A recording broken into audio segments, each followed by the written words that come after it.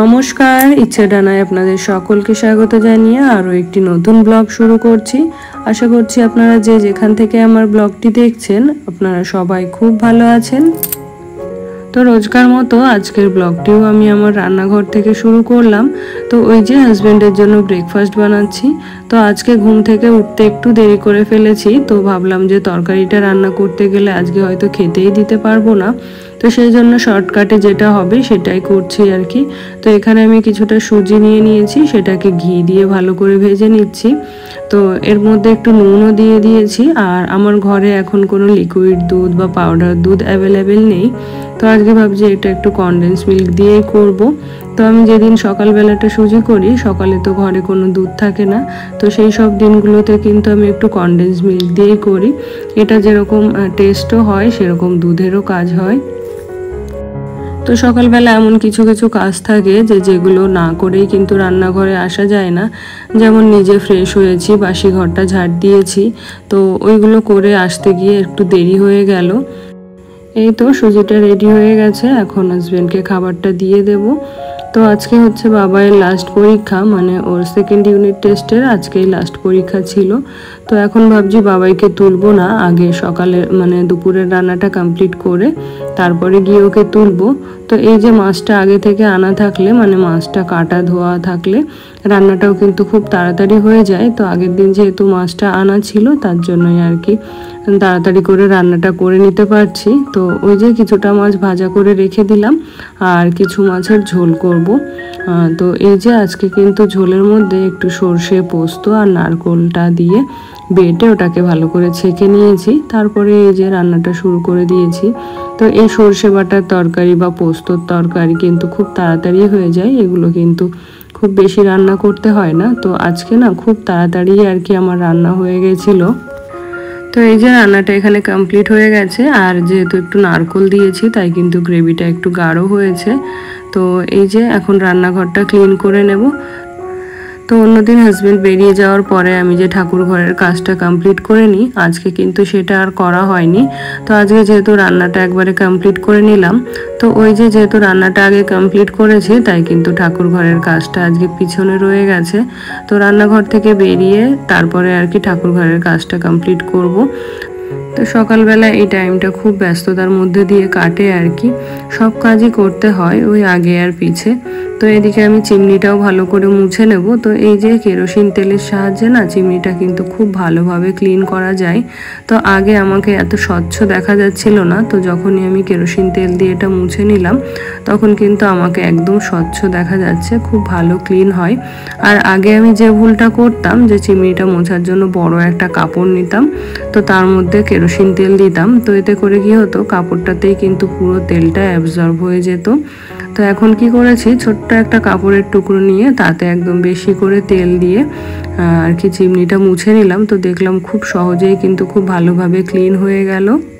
তারপরে সেই ব্যস্ততম সময়টা কাটিয়ে ফেলেছি, বাবাইকে খাইয়ে দাইয়ে রেডি করে স্কুলের জন্য পাঠিয়ে দিয়েছি। আমিও সকালের খাবারটা খেয়ে নিয়েছি। তো এখন চলে এলাম একটু ঘরটা গুছিয়ে নেব। তো এদিকে পর্দাগুলোও ভালো করে ঝেড়ে নিলাম। তো কিছুদিন আগেই তো পর্দাগুলো কেচে দিয়েছিলাম, তো তারপরেও এখন থেকে আর কি বিছানাটা ঝাড়ার সঙ্গে পর্দাগুলোও একটু করে ঝেড়ে নেব। কারণ সেদিন দেখছিলাম বাবা একটু পর্দাটা নাড়াচাড়া করতে ও কয়েকটা হাঁচি দিল। তো আমার তখন মনে পড়লো যে অন্যান্য ফার্নিচারের মতো পর্দাতেও তো ধুলো হয়, তো ওগুলোও যদি রোজ একটু ঝেড়ে নিই। সত্যি কথা বলতে আগে কিন্তু কখনোই আমি পর্দা শুধুমাত্র কাচতাম, তো রেগুলার এইভাবে যে ঝাঁটা দিয়ে ঝেড়ে নিলে ধুলোটা চলে যায়, তো সেটা কিন্তু আমার করা হতো না। তো এই যে পর্দাটা ক্লিন করে নিয়েছি, এর সঙ্গে বিছানাটাও ক্লিন করে নিলাম। তো এবার ঘরটাও ঝাড় দিয়ে নেব। তো এদিকে আমি কিছু জামা কাপড়ও ছিল সেগুলোও ভাঁজ করে নিয়েছি। তো জামা কাপড়গুলো এই যে যদি ভাঁজ করে গুছিয়ে না রাখি তাহলে এগুলো যে কোথায় রাখবো বুঝে উঠতে পারি না, তো খুব অগোছালো লাগে আর কি। আর আমার সব থেকে মনে হয় বড় সমস্যা এটাই, যে জামা কাপড়গুলো গুছিয়ে মানে জায়গার জিনিস জায়গায় যতক্ষণ না রাখি ততক্ষণ কিছুতেই মনে শান্তি হয় না। তো ওই যে যেগুলো আলমারিতে রাখার ওগুলো রেখে দিলাম, আর এখানে যেগুলো আলনায় রাখবো সেগুলো এখানে রেখে দিচ্ছি।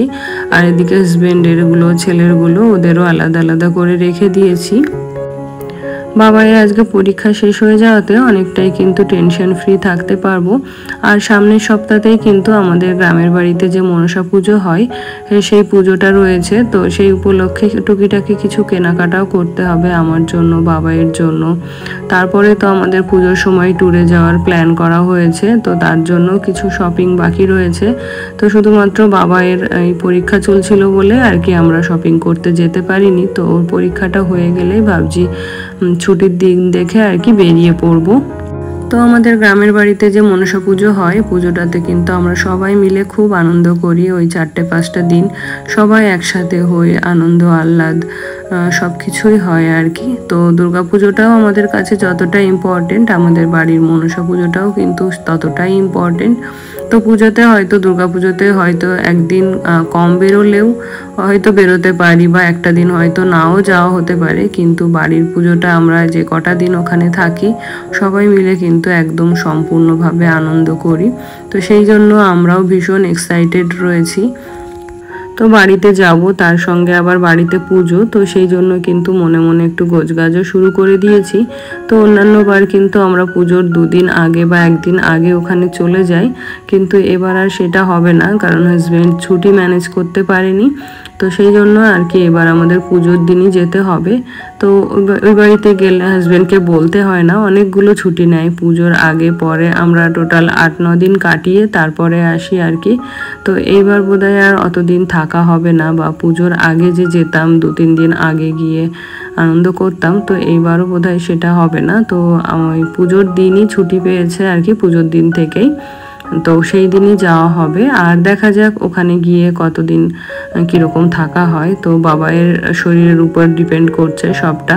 তো ও যেহেতু মানে অনেকদিন পরে ওখানে যায়, বা ওখানে গেলে বা আমার বাপের বাড়িতে গেলেও কিন্তু বাবাইয়ের হঠাৎ করে শরীর খারাপ করে যায়, তো সেই জন্য আর কি ওখান থেকে আমাদেরকে তাড়াতাড়ি করে বাড়িতে চলে আসতে হয়।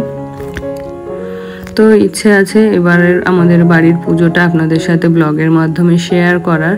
তো এখনো পর্যন্ত বলতে পারছি না কতদূর কি সম্ভব হবে। তো আমার খুব ইচ্ছে রয়েছে যে আমরা ওই 4-5টা দিন যেভাবে আনন্দ করে কাটাই, প্রত্যেকটা দিনই কিন্তু আপনাদের সাথে শেয়ার করার। তো এই যে এদিকে কিন্তু আমি আস্তে আস্তে সমস্ত কাজই কিন্তু করে নিচ্ছি। তো এই কাজগুলো আমার একেবারেই অভ্যেসে পরিণত হয়ে গেছে, রোজই এই কাজগুলো না করলে একেবারেই ভালো লাগে না। তো আমি চেষ্টা করি স্নান করতে যাওয়ার আগে সমস্ত কাজগুলো কমপ্লিট করতে। তো আর বাবাইয়ের যেহেতু পরীক্ষা চলছে, তো ওর তো পরীক্ষা একটাই শেষ হয়, তো ওর গাড়ি করে আসতে গিয়ে ওর ওই 1:30টা মতো বাজে বাড়িতে পৌঁছাতে। তো তার মধ্যেই আর কি সমস্ত কাজ কমপ্লিট করে আমাকে ফ্রি হয়ে থাকতে হবে, কারণ ও এলে আবার ওর পিছনে কিছুটা সময় দিতে হবে। তো এই তো আমার কাজ প্রায় শেষের দিকে, এরপরে ঘরটা ঝাড় দিয়ে নিয়ে স্নান করতে যাব। তো এখনো পর্যন্ত যে সমস্ত বন্ধুরা আমার সঙ্গে রয়েছেন আপনাদের অসংখ্য ধন্যবাদ। আর আমার ভিডিওটি যদি একটুও ভালো লেগে যায় প্লিজ একটি লাইক করে দেবেন। আর আপনি যদি আমার চ্যানেলে নতুন হয়ে থাকেন প্লিজ আমার চ্যানেলটিকে সাবস্ক্রাইব করে আমার পাশে থাকবেন। দেখা হবে আর একটি নতুন ভিডিওর সঙ্গে, সেই সঙ্গে আপনাদের সবার সুস্বাস্থ্য কামনা করে আজকের মতো বিদায় নিয়ে নিচ্ছি। ধন্যবাদ।